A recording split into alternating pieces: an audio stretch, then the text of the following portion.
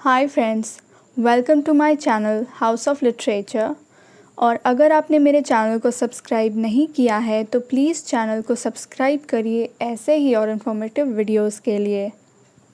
तो आज का मेरा टॉपिक है famous Indian poet Dilip Chitre की एक poem father returning home.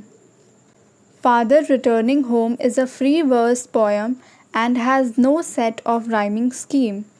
Father returning home एक फ्री वर्स पोएम है और इस पोएम में कोई भी राइमिंग स्कीम नहीं है।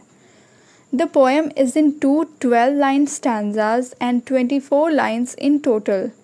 इस पोएम में 2 स्टैंजाज हैं और हर एक स्टैंजा में 12 लाइन हैं, तो टोटल 24 लाइन हो जाते हैं। The poem focuses on father returning home from work in an Indian city. इस पोएम में पोएट अपने फादर की जर्नी ऑफिस से घर तक की बताते हैं। दिलीप चित्रे was born on 17 September 1938 and he died on 10 December 2009. Dilip Chitre was an Indian poet, critic, painter and filmmaker. Dilip Chitre एक इंडियन पोएट, क्रिटिक, पेंटर और एक फिल्म मेकर थे। He wrote mostly in Marathi and English languages. Dilip Chitre Marathi और English languages में लिखते थे। तो अब पोएम फादर रिटर्निंग होम को लाइन बाय लाइन समझते हैं। My father travels on the late evening train. Friends, poem के पहले स्टैंजा में पोएट हमें अपने फादर के ऑफिस से घर आने तक की बात बताते हैं। तो पोएट के फादर ऑफिस का काम ख़त्म करके घर आ रहे हैं और उन्हें घर आते आते लेट हो जाती है। पोएट के फादर लेट इवनिंग ट्रेन से घर आते हैं। तो फ्रेंड्स, लेट इवनिंग ट्रेन से हमें ये पता चलता है कि आम तौर पर पोएट के फादर को ऑफिस में देर तक काम करना पड़ता है, जिस वजह से वो देर शाम घर आते हैं। Standing among silent commuters in the yellow light. Train में पोएट के फादर को खड़े होकर सफ़र करना पड़ता है क्योंकि ट्रेन में इतनी ज़्यादा भीड़ है कि उन्हें बैठने के लिए जगह नहीं मिलती है। यहाँ पोएट अपने फादर के डेली लाइफ की मुश्किलों को बता रहे हैं। सारा दिन ऑफिस में काम करने के बाद उन्हें ट्रेन में भी खड़े होकर ही सफ़र करना पड़ता है। और फ्रेंड्स, यहाँ साइलेंट कम्यूटर्स का मतलब है कि जितने भी लोग ट्रेन में हैं वो सभी चुपचाप यात्रा कर रहे हैं। यहाँ पोएट हमें ये दिखाने की कोशिश कर रहे हैं कि लोग अपने लाइफ के स्ट्रगल में, अपनी लाइफ की मुश्किलों में इतने खोए हुए हैं कि वो एक दूसरे से बात भी नहीं कर रहे। Suburbs slide past his unseeing eyes. Poet के फादर ट्रेन में यात्रा कर रहे हैं और ट्रेन के बाहर सीनरी स्लाइड कर रही है। यहाँ पोएट के फादर सीनरी को अनसीइंग आइज से देख रहे हैं।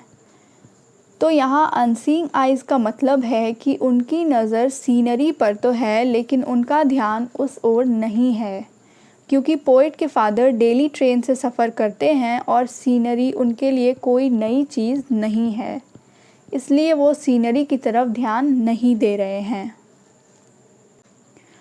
His shirt and pants are soggy and his black raincoat stained with mud. अब पोएट हमें बताते हैं कि आज बारिश हुई थी, जिस वजह से उनके फादर की ड्रेस भीग चुकी है और उनके रेनकोट पर कीचड़ लगा हुआ है। And his bag stuffed with books is falling apart. और उनके बैग में ढेर सारी बुक्स रखी हुई हैं और फादर बड़ी मुश्किल से उस बैग को उठाए हुए हैं।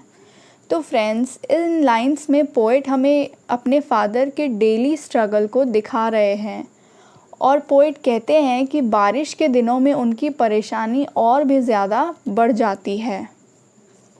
His eyes dimmed by age fade homeward through the humid monsoon night. In lines में पोएट हमें अपने फादर के एज के बारे में बताने की कोशिश कर रहे हैं। उनकी आँखों की रोशनी बढ़ती उम्र के साथ धुंधली हो गई है।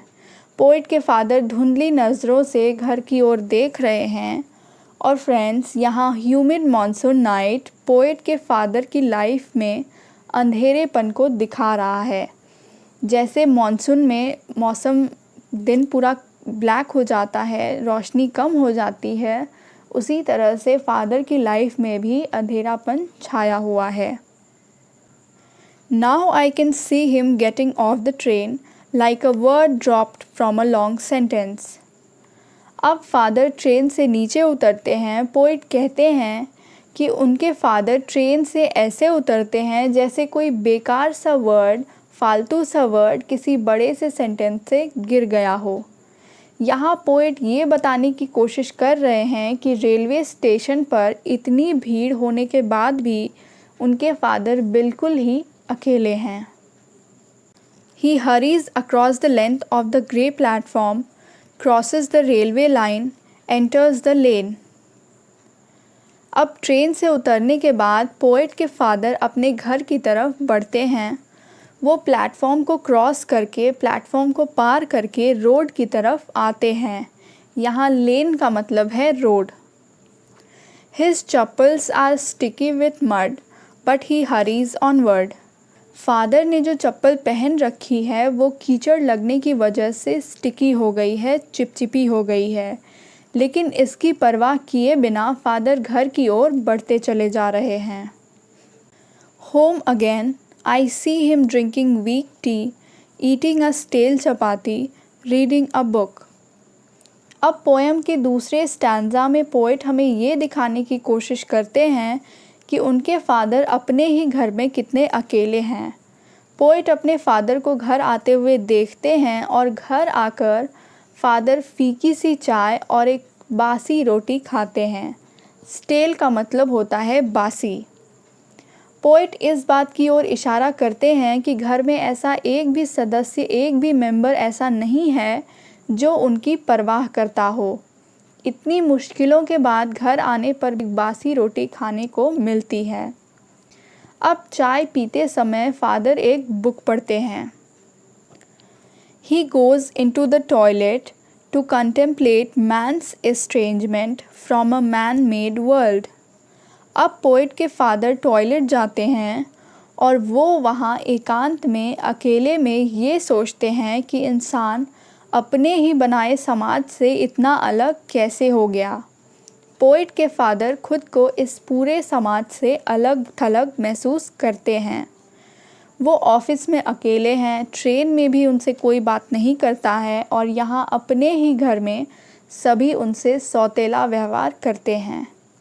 तो फ्रेंड्स, यहाँ फादर टॉयलेट में ये सब सोच रहे हैं क्योंकि यही एक जगह है जहाँ वो खुद को सुरक्षित महसूस करते हैं।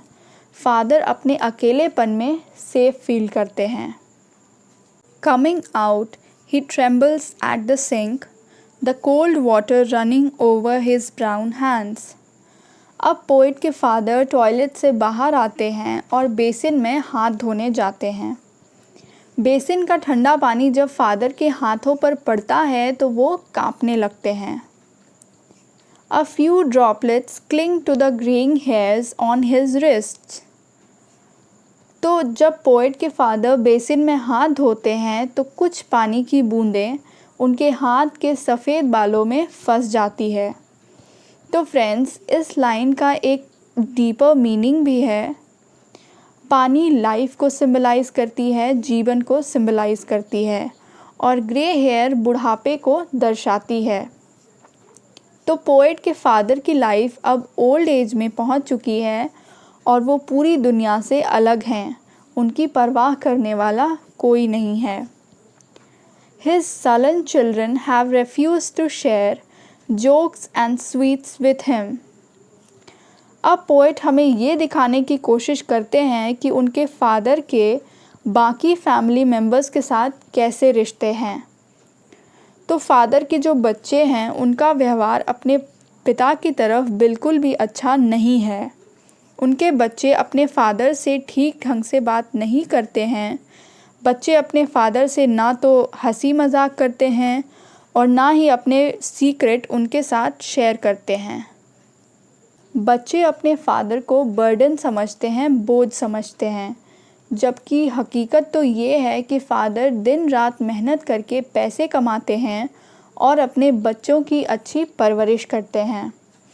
तो फ्रेंड्स, पोएम से अलग हटके मैं अपने सभी व्यूअर्स से ये कहना चाहती हूँ कि जैसे भी हालात हों, चाहे जो हो जाए, हमेशा अपने फ़ादर, अपने पिता की इज़्ज़त करिए, उनको रिस्पेक्ट दीजिए, क्योंकि वो हमें एक अच्छी लाइफ देने के लिए बहुत मेहनत करते हैं। तो फ्रेंड्स, मूविंग ऑन, अब पोएम को आगे समझते हैं। He will now go to sleep listening to the static on the radio. अब पोएट के फादर सोने के लिए जाते हैं और वो रेडियो पर स्टैटिक सुन रहे हैं, यानी रेडियो पर जो बेसुरी आवाज़ आ रही है, फादर उसे ही सुन रहे हैं। तो फ्रेंड्स, रेडियो की ये नॉइज़ी आवाज़ फादर के दुखी जीवन को दिखाता है। Dreaming of his ancestors and grand children. अब फादर अपने एंसेस्टर्स यानी अपने पूर्वजों के बारे में सोच रहे हैं और साथ ही साथ वो अपने ग्रैंड चिल्ड्रन यानी अपनी आने वाली पीढ़ी के बारे में सोच रहे हैं। फादर यहाँ अपने पूर्वजों और अपने आने वाली पीढ़ी के बारे में सोच रहे हैं, क्योंकि ये सब सोचकर वो अपनी लाइफ के सारे दुख दर्द कुछ देर के लिए भूल जाते हैं। Thinking of nomads entering a subcontinent through a narrow pass. थोड़ी देर बाद फादर आर्यंस के बारे में सोचते हैं, यानी वो लोग जो एक पास के थ्रू इंडियन सब कॉन्टिनेंट में आए थे, और जब वो आए थे तब भारत में सभ्यता कुछ और थी और अब बच्चे अपने बूढ़े माँ बाप को बोझ समझने लगे हैं। तो फ्रेंड्स, ये था पोएम फादर रिटर्निंग होम का line by line explanation. Dilip Chitre ji इस पोएम के ज़रिए समाज में बूढ़े लोगों की स्थिति के बारे में बता रहे हैं कि कैसे बूढ़े लोगों को बोझ समझा जाता है और कैसे लोग उनसे बुरा व्यवहार करते हैं। आई होप आपको एक्सप्लेनेशन समझ में आया होगा। इस वीडियो को लाइक करना ना भूलें और चैनल को सब्सक्राइब ज़रूर करें। Thank you for watching.